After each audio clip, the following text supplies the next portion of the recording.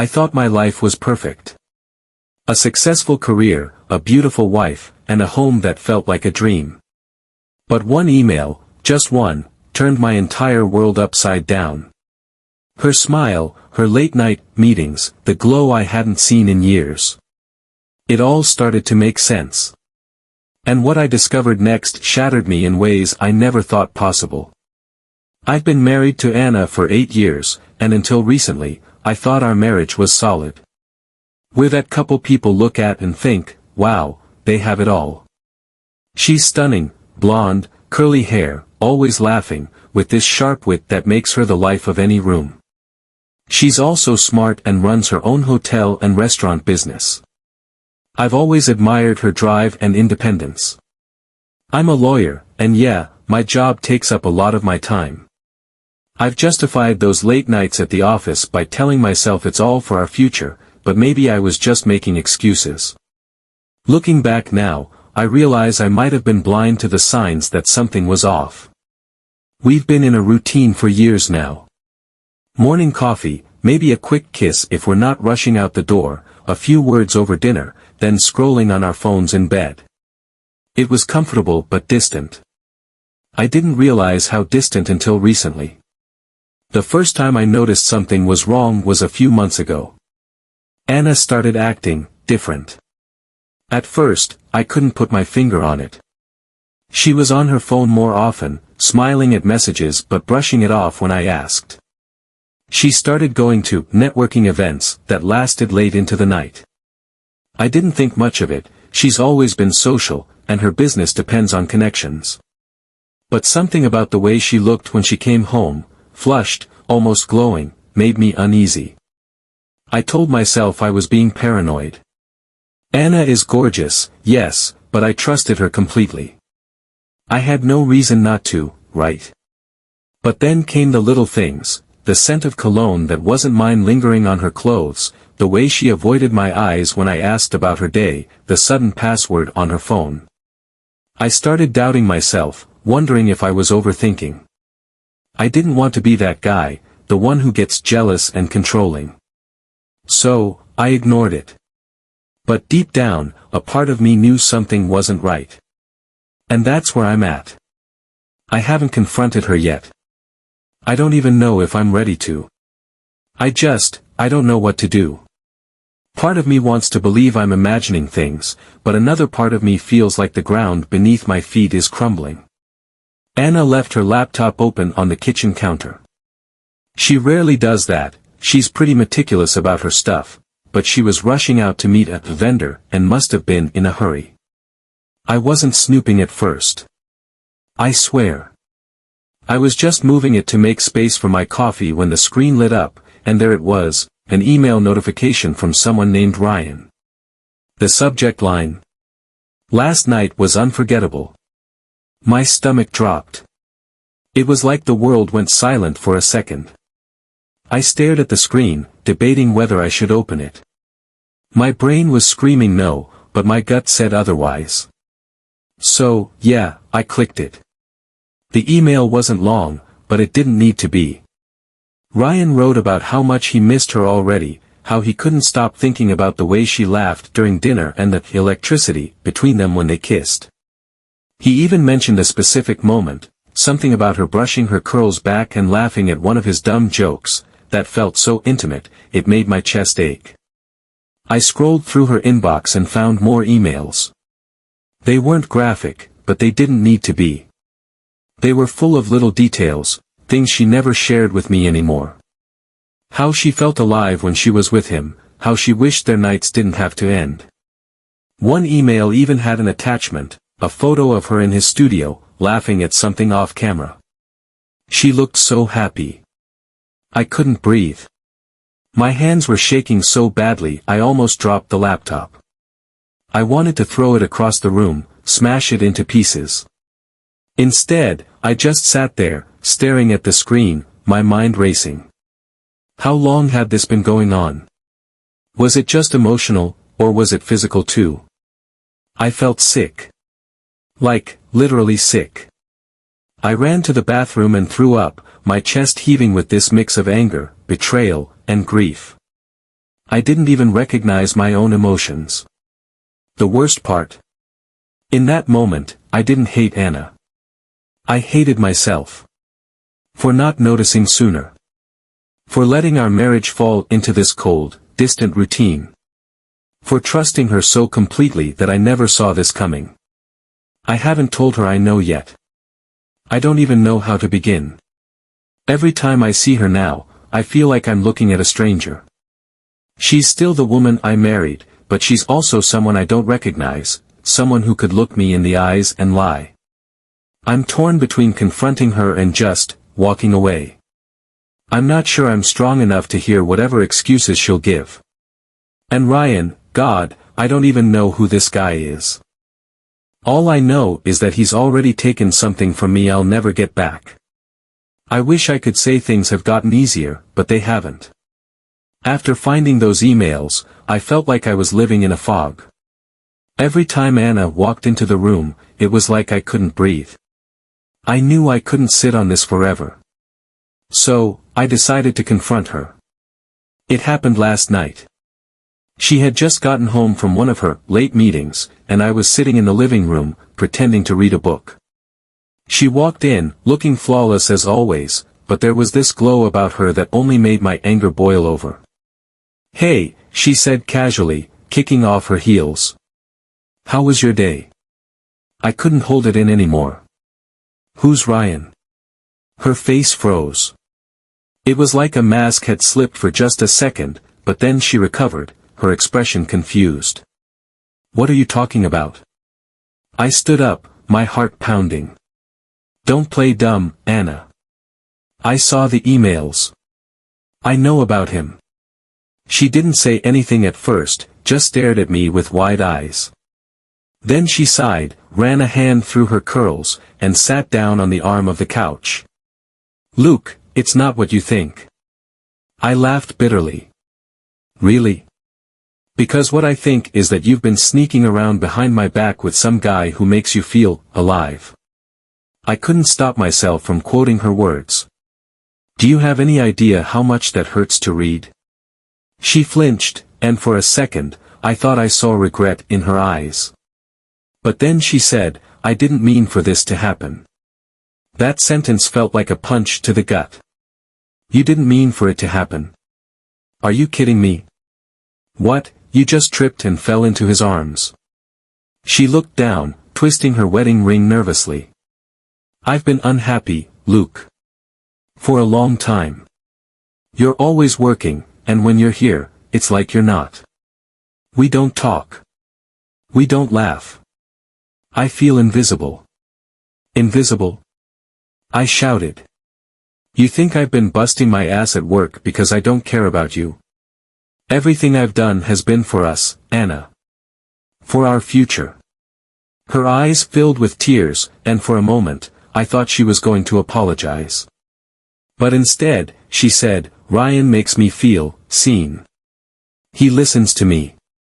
He—" "Don't," I snapped, holding up a hand. "Don't you dare try to justify this. You could have talked to me.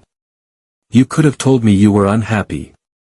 Instead, you lied to my face and ran to another man." She started crying then, big, silent tears that made me feel like the bad guy for a split second. But I couldn't let myself feel guilty. She was the one who broke us, not me. "I didn't mean to hurt you," she whispered. "Well, congratulations, Anna," I said coldly. "You did." I couldn't stay in the room after that. I grabbed my keys and left, driving aimlessly around the city for hours.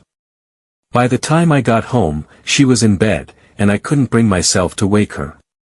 So now here I am, sitting in my office, staring at my wedding photo on the desk, wondering where the hell we go from here. It's been a couple of days since the confrontation, and I feel like I'm living in some twisted alternate reality.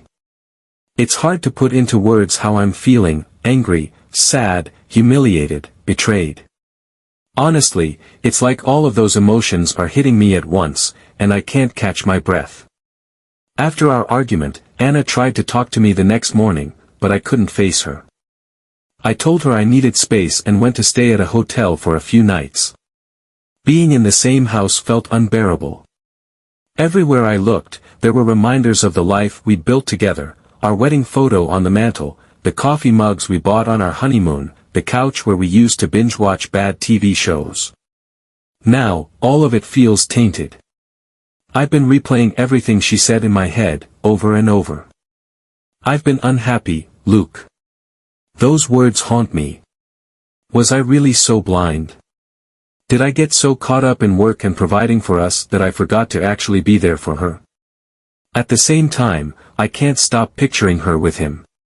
Ryan. I don't even know what this guy looks like, but in my head, he's become this larger-than-life figure, better looking, more attentive, everything I apparently wasn't. And then there's the emails. The way she wrote about him, about how he made her feel, keeps stabbing at my self-worth. Was I not enough? I've spent hours just sitting in this hotel room, staring at the walls, trying to make sense of everything. I feel like my entire life has been flipped upside down. The woman I thought I knew, the one I trusted with everything, has turned into a stranger. I called my best friend, Mark, and told him everything. He was shocked. Anna always seemed like the perfect wife to him. "Man, you're not to blame for this," he said. "She made the choice to cheat. That's on her, not you." I want to believe him. I really do. But a part of me can't help wondering, if I'd been more present, more attentive, could I have stopped this from happening? I haven't spoken to Anna since I left. She's texted me a few times, saying she wants to talk, but I can't bring myself to respond. I don't even know what I'd say. So now I'm stuck in this limbo, unsure of what to do next. Do I try to fix things? Is there even a way to fix something this broken? Or do I cut my losses and walk away? I'm not ready to make that decision yet. Right now, all I can do is try to get through each day without completely losing it. After a few days at the hotel, I decided I couldn't keep hiding. I went back home, partly to grab some things and partly because I knew I couldn't avoid Anna forever. When I got there, the house was eerily quiet. Anna was out, but her laptop was still on the dining table. I told myself I wouldn't snoop again. I didn't want to be that guy. But then I saw her calendar app open. One event caught my eye, studio, 4 p.m. It was 3:30. My curiosity got the better of me. I told myself it wasn't snooping if I just confirmed where she was going.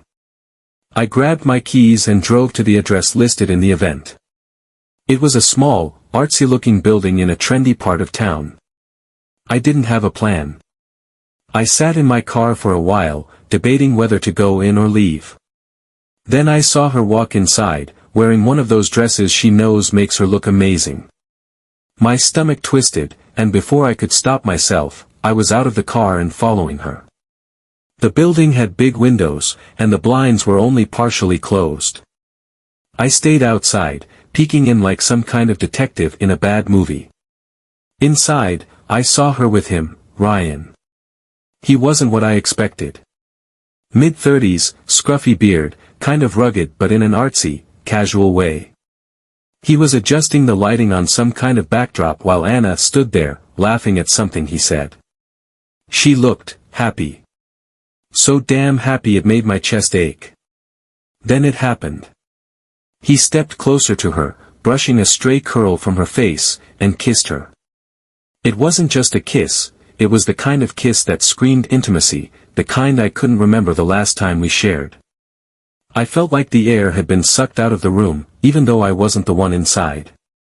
My fists clenched, and for a split second, I wanted to storm in there and punch him. But what would that solve? Anna made her choice. I left before I could see more. Sitting in my car, I felt numb. But then I noticed something that hit me like a freight train. There was a box of framed photos in the back seat. Photos of Anna. It wasn't just an affair. He was photographing her, preserving these moments they were sharing. I drove home in a daze, my thoughts racing. Was this just an affair, or was she falling in love with him? Did I even have a chance to fix things, or was I already too late? When Anna got home later that night, I couldn't bring myself to look at her. She tried to talk to me again, but all I could say was, "Don't. Not tonight." I feel like every time I think I've hit rock bottom, the floor drops out beneath me again. Things have gone from bad to worse, and I'm not sure how much more of this I can take. After what I saw at Ryan's studio, I knew I couldn't keep avoiding the issue. It was time to confront Anna again, and this time, I wasn't holding back. When she got home last night, I was waiting for her in the living room. She looked surprised, maybe even a little nervous, when she saw me sitting there, but she tried to play it cool. "Hey," she said, setting her bag down. "You're home early." I didn't bother with small talk. "I know where you were today," I said, my voice steady but cold. Her face froze. "What are you talking about?" I leaned forward, resting my elbows on my knees. "The studio. Ryan. I saw you." The color drained from her face. For a moment, I thought she might deny it, but instead, she just whispered, "You followed me?" "Don't try to turn this around on me," I snapped. "You've been lying to me for months, Anna. Sneaking around, sending emails, meeting him at his studio. And now you're letting him photograph you? What the hell is going on?" She sank onto the couch, her hands trembling as she ran them through her hair. "Luke, she started, but then she stopped, like she didn't know how to finish the sentence. "Say it," I said. "Just say it. How long has this been going on?" "A few months," she admitted, her voice barely above a whisper. "It started after that art exhibition in the fall. I didn't mean for it to go this far, but it did," I cut her off. "You didn't just cheat on me, Anna. You betrayed me. You made me feel like I was losing my mind, like I was crazy for thinking something was wrong. And now you're telling me it's been going on for months." She started crying then, and for a second, I almost felt sorry for her. But the anger bubbling inside me was too strong. "Do you love him?" I asked, my voice breaking. She looked up at me, her eyes red and filled with tears. "I don't know," she said. Those 3 words hit me harder than anything else she'd said. I don't know. Not a no, not a yes, just this agonizing uncertainty that left me feeling like I didn't even matter anymore. "You don't know," I repeated, standing up and pacing the room. "You've been sneaking around with this guy for months, and you don't even know if you love him. What the hell am I supposed to do with that, Anna?" "I didn't mean to hurt you," she said, sobbing now. "I was just so lonely, Luke. You're always at work, and when you're here, it's like you're not. I didn't feel like your wife anymore, I felt like a roommate." "Don't you dare try to justify this," I snapped, my voice shaking with anger. "If you were unhappy, you should have come to me. You should have told me. But instead, you chose to cheat. You chose to destroy our marriage." She didn't say anything after that, just sat there crying while I stood there, too furious and heartbroken to even look at her. Finally, I said, "I need space. Don't talk to me, don't try to fix this right now. I need time to figure out what the hell I'm going to do." And then I left. I'm back at the hotel now, staring at the ceiling and wondering how my life came to this. Do I fight for her? Do I even want to? Or do I cut my losses and walk away? I don't know, I really don't. I'm back again, and things have somehow gotten even more complicated. After leaving Anna in the middle of that mess, I realized I couldn't just sit in this hotel room forever. I needed to know more, about Ryan, about what Anna was really doing when she was with him. So, yeah, I did something I never thought I'd do, I started digging. I started by Googling him. Ryan Thomas, turns out he's a fairly well-known photographer in the city, with a reputation for being a free spirit. He specializes in intimate portraits, whatever the hell that means, and has this artsy vibe that probably makes people think he's deep and mysterious. To me, he just looked like trouble. His website wasn't hard to find, and sure enough, there was a whole section of featured clients. And there she was, Anna. There was a photo of her front and center, titled Radiance. She was sitting on a stool, wearing one of her signature dresses, her curls tumbling down her shoulders, and this soft smile on her face that I hadn't seen in years. She looked stunning, yes, but what gutted me was how happy she looked, like she was in her element, with no weight on her shoulders. I scrolled through the gallery, my chest tightening with every click. There were more photos of her, some candid, some posed, all of them capturing a side of her I hadn't seen in a long time. And then, buried at the bottom of the page, was a quote. "Working with Ryan has been one of the most fulfilling experiences of my life. He doesn't just take photos, he captures your soul." Anna T. It felt like a slap to the face. She'd never talked about her sessions with him like this. Hell, she never even mentioned she was being photographed until I confronted her. I kept digging, hoping to find something, anything, that would make this all make sense. And that's when I stumbled onto something that made my blood run cold. On one of his social media pages, there was a post from a few weeks ago. It was a black and white shot of Anna, her back turned to the camera, her dress slipping slightly off her shoulder. The caption: "When you find someone who inspires you, every frame becomes a love letter." A love letter. I stared at the screen for what felt like hours, trying to process what I was seeing. Was this just a professional collaboration, or was it something more? The line between art and reality seemed to blur, and I couldn't tell where one ended and the other began. I called Mark, my best friend, and told him everything. He was as furious as I was. "This guy's clearly crossing boundaries," he said. "And Anna's letting him. She's not innocent in this, Luke. She's making choices, don't forget that." But what choices? Was this just an affair, or was she actually falling for this guy? I feel like I'm going insane trying to figure it out. I haven't confronted Anna about what I found yet. I don't even know if I want to. Part of me feels like I've already heard enough. But another part of me feels like I need to hear it from her, straight from her mouth, no more half-truths or vague excuses. What do I even say to her? Why does he think you're his muse? Are you in love with him? Why wasn't I enough for you? I don't know, I'm drowning in questions, and I'm not sure I want the answers. After everything I found, I knew I couldn't stay silent any longer. I needed answers. So, I went home and confronted Anna again. She was in the kitchen when I walked in, sipping tea like nothing was wrong. It was almost surreal how normal she looked, like she wasn't the center of this hurricane tearing through my life. "We need to talk," I said, my voice sharper than I intended. She set her mug down, her expression wary. "Okay." I didn't waste any time. I saw the photos. The ones Ryan took. And the caption he wrote, the one where he called them love letters. "What the hell is going on, Anna?"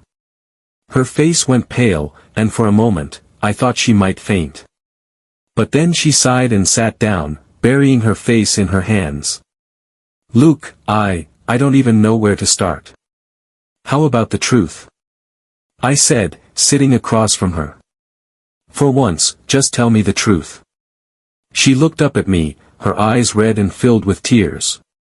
"It started as professional," she said, her voice trembling. "I swear, at first, it was just about the photos. I wanted to feel beautiful again. Alive. And now." I pressed, my heart pounding. She hesitated, and I could see the war going on inside her. Finally, she said, "It's complicated." "Complicated?" I repeated, laughing bitterly. "Anna, you're married. It's not complicated, it's wrong. He called those photos love letters. Are you in love with him?" Her silence was deafening. "I don't know," she finally whispered.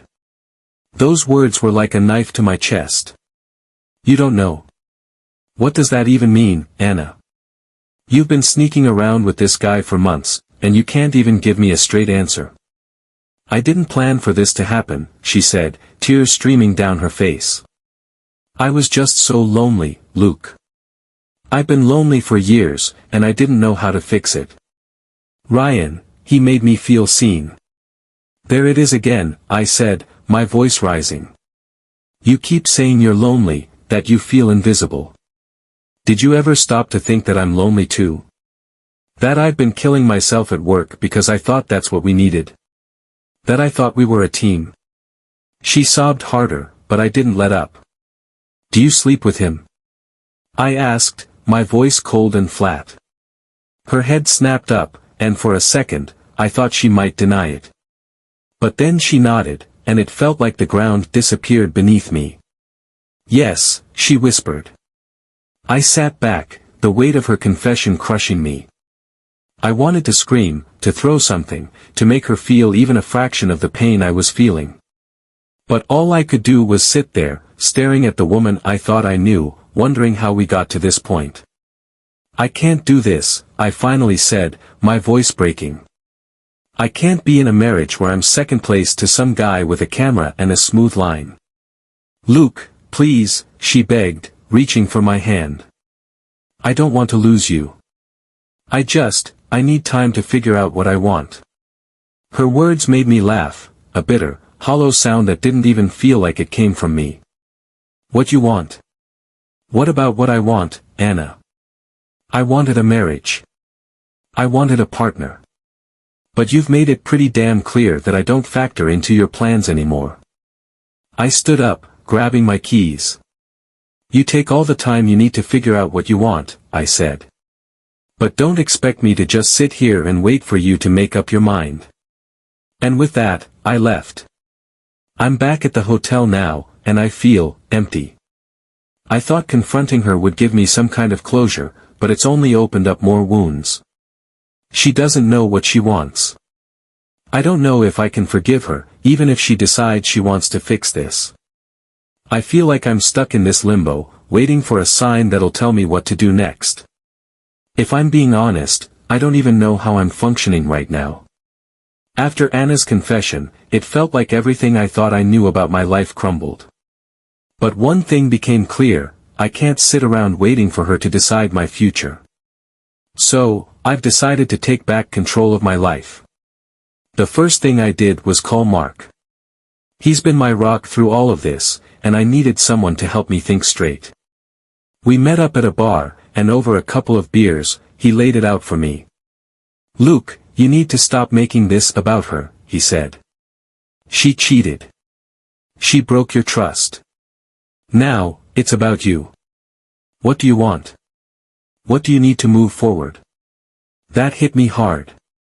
I realized I'd been so focused on Anna, on her betrayal, her feelings, her indecision, that I hadn't stopped to think about myself. What did I want? So, I made a list. 1. Clarity. I need to understand how this happened, not to forgive her, but to make sense of where our marriage went wrong. 2. Space. Staying in the hotel has been a band-aid, but I need a longer-term solution. 3. Strength. I can't let this destroy me. I need to focus on my own well-being, even if it feels impossible right now. The next morning, I made a few calls. First, I scheduled a session with a therapist. I've never been a big fan of talking to strangers about my problems, but I need help untangling the mess in my head. Then, I called a real estate agent. I'm looking into renting an apartment, at least temporarily. Being in that house, with all the memories and the ghost of what Anna and I used to be, feels like torture. Finally, I reached out to a divorce attorney. I haven't decided if that's where this is heading, but I want to understand my options. If Anna can't give me a straight answer about what she wants, I need to be prepared to walk away. Anna, of course, isn't thrilled about any of this. When I came home to pack some more clothes, she tried to stop me. "Luke, please, Can we just talk? She begged, blocking the hallway. I've heard everything I need to hear, I said, brushing past her. This isn't about you anymore, Anna. It's about me. And right now, I need space. Her tears didn't sway me this time. For the first time in weeks, I felt a tiny spark of clarity. I don't know what's going to happen between us, but I do know this: I can't keep living my life in limbo, waiting for her to figure out what she wants. For now, I'm focusing on me. On healing, on finding my footing again. It's not much, but it's a start. I started therapy, and while I was skeptical at first, it's already opened my eyes to things I didn't expect. The first session was awkward, to say the least. Sitting across from someone I'd never met and laying out my personal life felt like exposing a wound I'd been trying to bandage myself. But my therapist, Dr. Harper, was calm and steady, and she helped guide me through the mess in my head. We talked about the obvious stuff: Anna's affair, how I found out, and how it's affected me. But then she asked a question that caught me off guard. How did you feel about your marriage before all of this happened? At first, I didn't know how to answer. I wanted to say it was good, stable, even perfect at times. But as I sat there, the truth started to seep out. I guess, I felt like something was missing, I admitted. It's not that I didn't love Anna. I did, But somewhere along the way, we stopped connecting. It became all about work and routine, and we lost the spark. That admission hit me harder than I expected. I realized that while Anna's betrayal was devastating, it wasn't the only crack in our marriage. We'd both let things slide, both taken each other for granted. But, and this is a big but, none of that excuses what she did. As Dr. Harper reminded me, there's a difference between feeling disconnected and choosing to cheat. Anna had options. She could have talked to me, suggested therapy, or even asked for a separation. Instead, she chose betrayal. The session ended with Dr. Harper giving me some homework: write down my feelings, anger, sadness, confusion, whatever, and then write what I want for my future, whether that includes Anna or not. It's a daunting task, but it's forcing me to really reflect. Do I still love her? Yes, a part of me does. But can I ever trust her again? That's the question I can't answer yet. Meanwhile, I've moved into a temporary apartment. It's small and feels a bit empty, but it's mine. Being away from the house has helped clear my head, even if I still feel like I'm walking around with a piece of me missing. Anna's been texting me almost daily. She keeps saying she wants to talk, that she's sorry, that she's willing to do whatever it takes to fix this. But I haven't responded yet. I'm not ready. For the first time in weeks, I feel like I'm starting to take control of my life again. It's a small step, but it feels like the right one. Something happened yesterday that threw me for a loop. Anna came to see me. I hadn't responded to her texts, and I thought I made it clear I needed space, but she showed up at my apartment anyway. When I opened the door and saw her standing there, I almost closed it again. But the look on her face stopped me. She looked genuinely shattered, like she hadn't slept in days. "Luke, please," she said softly. "Can we talk? Just for a few minutes." Part of me wanted to tell her to leave, to protect the little bit of peace I'd managed to find. But another part of me, the part that still remembers all the good times, couldn't turn her away. So, I let her in. She sat on the edge of my couch, fidgeting with her hands, while I stayed standing. It was awkward and tense, but eventually, she broke the silence. "I know I have no right to ask for anything," she started, her voice trembling. "But I need you to know how sorry I am. I hate what I've done to you, to us." I crossed my arms, trying to keep my emotions in check. "What do you want, Anna?" She looked up at me, her eyes red and puffy. "I want to fix this. I know I've broken your trust, and I know it might be impossible, but I need you to know that I love you. I never stopped loving you, Luke. I lost myself for a while. Her words hit me harder than I expected. I'd been so focused on my anger and hurt that I hadn't allowed myself to consider the possibility that she might genuinely regret what she'd done. "You love me," I said, my voice bitter. "But you slept with another man. You told him things you haven't told me in years. How am I supposed to believe you?" She nodded, tears streaming down her face. "I know I don't deserve your forgiveness. I don't even know if I can forgive myself. But I'm willing to do whatever it takes to make this right, counseling, separation, anything. Just please, don't give up on us yet." I didn't know what to say. Part of me wanted to believe her, to give her a chance to prove she could change. But another part of me, the part that keeps replaying her betrayal in my head, was screaming at me to walk away. After what felt like an eternity, I finally said, "I don't know if I can do this, Anna. I don't know if I can ever trust you again." She nodded, wiping her tears. "I understand.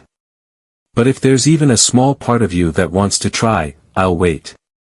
I'll wait as long as it takes." She left shortly after that, and I haven't stopped thinking about our conversation since. She seemed sincere, but can someone really change after doing something like this? Can a marriage survive this level of betrayal? I don't know if I should give her a chance or if it's time to let go. After my conversation with Anna, I couldn't get her words out of my head. "I'll wait as long as it takes." I don't know if it was genuine or just desperation, but either way, it stirred something in me I wasn't ready to face. So, in my next therapy session, I told Dr. Harper everything. The confrontation, Anna's visit, her plea for a second chance. I admitted that, for the first time since this nightmare began, I wasn't sure what I wanted. Dr. Harper didn't give me any easy answers. I guess that's not her job, but she did ask a question that stuck with me. "What does forgiveness mean to you, Luke? Is it something you feel ready to give, or is it something you'd need to rebuild over time?" I didn't have an answer. Honestly, I'd never really thought about forgiveness in such practical terms. To me, it had always felt like an abstract concept, something you either gave or didn't, a switch you flipped. But the more we talked, the more I realized that forgiveness, if I chose to offer it, wouldn't be for Anna's sake. It would be for mine. Dr. Harper also helped me see that forgiveness doesn't mean forgetting or excusing what happened. It doesn't even mean staying together. It's about letting go of the anger and bitterness that's been consuming me since this all started. But here's the thing, letting go is easier said than done. I still feel raw. Every time I think about Anna and Ryan, my stomach churns. The idea of her touching him, laughing with him, sharing pieces of herself that used to belong to me, it's like a wound that won't heal. At the same time, I can't deny that there's a part of me that misses her. The woman I fell in love with, the one who made me laugh until I cried, the one who believed in me when no one else did. Is that woman still there, buried beneath the mistakes and lies? Dr. Harper suggested we try couples therapy if I decide I want to explore reconciliation.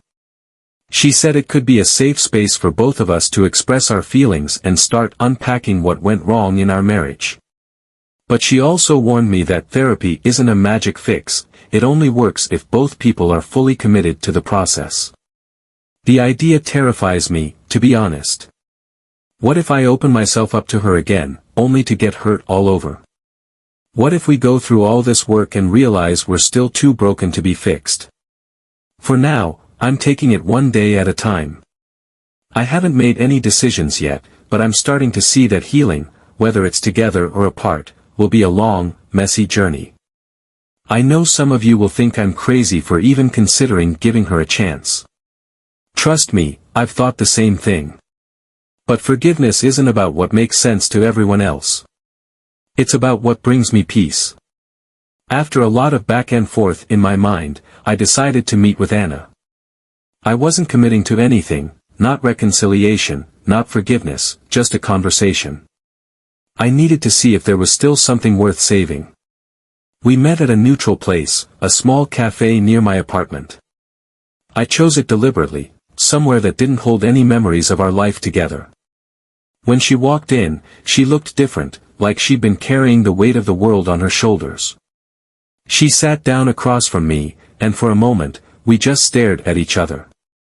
It was awkward, tense, and loaded with emotions neither of us could quite name. "Thank you for meeting me," she said quietly. I nodded, not trusting myself to speak just yet. She broke the silence first. "I know I've hurt you in ways I can never take back, and I don't expect you to forgive me right away. But I need you to know that I'm willing to do whatever it takes to make things right, even if that means stepping away if that's what you need." Her voice cracked on those last words, and for a moment, I saw the Anna I fell in love with, the one who cared deeply, even if she'd lost her way. "I'm not here to make promises," I said finally. "I don't know if I can forgive you, Anna. I don't even know if I want to. But I do want to understand why." "Why him? Why not come to me when you felt like we were drifting apart?" She took a deep breath, tears welling in her eyes. "I've been asking myself the same thing," she said. "I think I was scared. Scared of admitting how unhappy I was, scared you'd see it as me blaming you when it wasn't just about you. And then Ryan came along, and he gave me something I hadn't felt in years, attention, validation, like I mattered." Her honesty stung, but it also felt real. For the first time, I felt like I was hearing the truth, not just excuses. "I'm not excusing what I did," she continued. "I made the wrong choice, and I'll regret it for the rest of my life. But I need you to know that it wasn't about loving him or not loving you. It was about me being lost and not knowing how to find my way back." I sat there, processing her words. Part of me wanted to lash out, to remind her that she had options: therapy, talking to me, anything but betrayal. But another part of me recognized something I hadn't before: she was human. Flawed, broken, and searching for something she didn't know how to ask for. "I'm considering therapy," I said after a long pause. "Couples therapy. But I need to be clear, this isn't me saying I'm ready to forgive you or that we'll fix this. It's me saying I'm willing to try, for now." Her eyes lit up with hope, but she nodded, staying measured. "I understand, Luke. And thank you. I'll do whatever it takes." We talked for a while longer, about the practicalities of therapy, about how we'd navigate this fragile stage. When we parted ways, I felt lighter. Not happy, not healed, but like a weight had been shifted, if only slightly. I don't know where this will lead. Maybe we'll find a way to rebuild, or maybe we'll realize it's time to let go. Either way, I feel like I'm finally taking steps toward closure, whatever that looks like. Yesterday was a big day. Anna and I went to our first couples therapy session. I wasn't sure what to expect, but I knew it wouldn't be easy. Still, I felt like we needed a mediator, someone to guide us through this tangled mess of emotions and decisions. The therapist, Dr. Peterson, greeted us warmly, but there was no sugarcoating her demeanor. She was straightforward, the kind of person who could see through any excuses or deflections. After some brief introductions, she asked us to explain, in our own words, why we were there. Anna spoke first. "I'm here because I want to rebuild what I've broken," she said, her voice shaking. "I know I've hurt Luke deeply, and I don't know if I'll ever be able to make up for that, but I'm willing to try." Dr. Peterson nodded, then turned to me. "And you, Luke?" I hesitated, unsure of how to put my feelings into words. "I'm here because, I don't know what else to do. Part of me wants to walk away, to start over without this weight hanging over me. But another part of me wants to understand, why this happened, how we got here, and whether there's even anything left to save." The room was quiet for a moment, and then Dr. Peterson said, "Thank you for your honesty. That's a good place to start." She began by asking us to reflect on the early days of our marriage, what drew us to each other, what we loved most, and what changed over time. It was surreal, sitting there and talking about the good old days, when everything felt so simple. Anna shared how much she admired my ambition and stability, how she felt safe with me in a way she'd never felt with anyone else. But then she admitted something I wasn't prepared for. "I think I stopped feeling like your wife and started feeling like an accessory," she said, tears streaming down her face. "You were always working, always striving for the next goal, and I was proud of you for that. But somewhere along the way, I felt like I got lost in the background." Her words hit me like a punch to the gut, not because they excused her actions but because they forced me to confront my own role in our drift. "I didn't know you felt that way," I said quietly. "I thought I was doing everything right, working hard, providing for us, building a future. I didn't realize I was neglecting the present."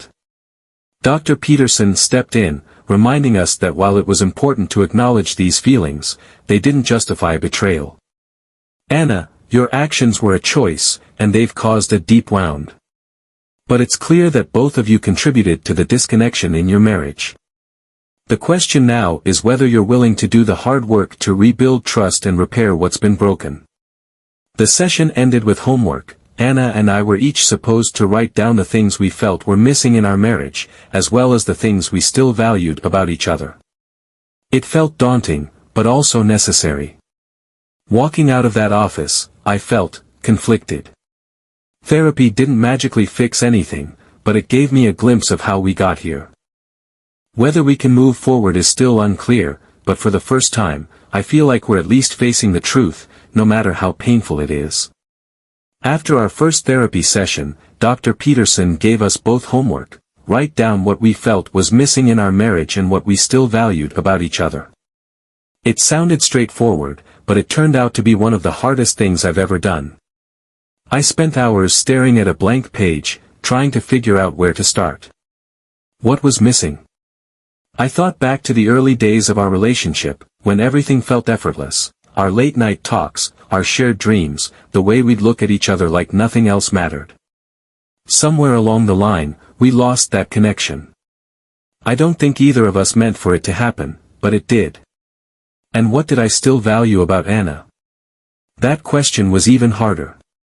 After everything that's happened, I wasn't sure if I could see past the hurt and betrayal. But when I really let myself think about it, I realized there were things I still admired about her: her strength, her determination, her ability to light up a room with her laughter. When we came back for our second session, Dr. Peterson asked us to share our lists. Anna went first. "What was missing?"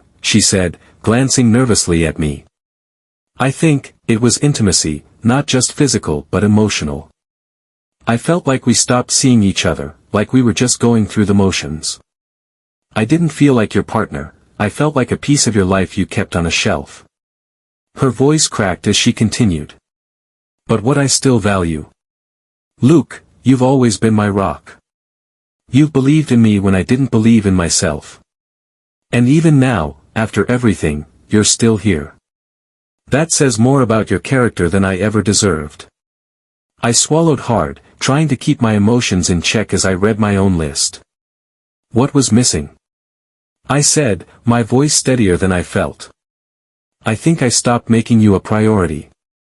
I got so caught up in work, in providing, that I forgot what we were building together.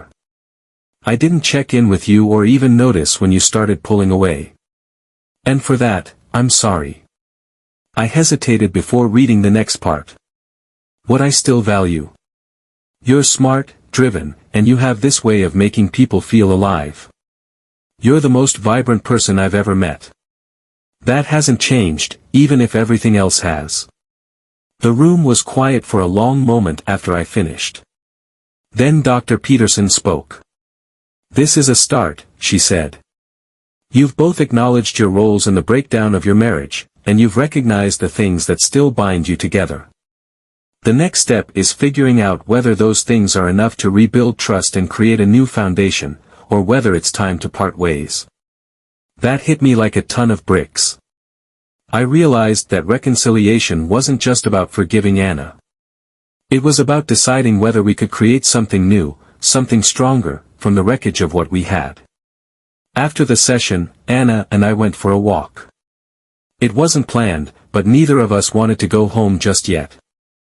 We talked about the future, what it might look like if we tried to make this work, and what it might look like if we didn't. For the first time, I felt like we were truly being honest with each other. No more excuses, no more pretending.